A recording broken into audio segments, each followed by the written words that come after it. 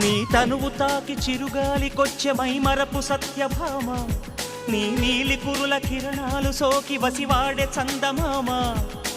ఏ దివ్యవరమో అది నీ కంఠస్వరమై, ఏ వింటి శరమో అది నీ కంటి వశమై, అంగాంగాన శృంగారాన్ని సింగారించగా, అభిమానాన్ని అనురాగంతో అభిషేకించగా, మనసే మౌన సంగీతాన్ని ఆలాపించదా, వయసే పూల పరుపై నిన్ను ఆహ్వానించదా.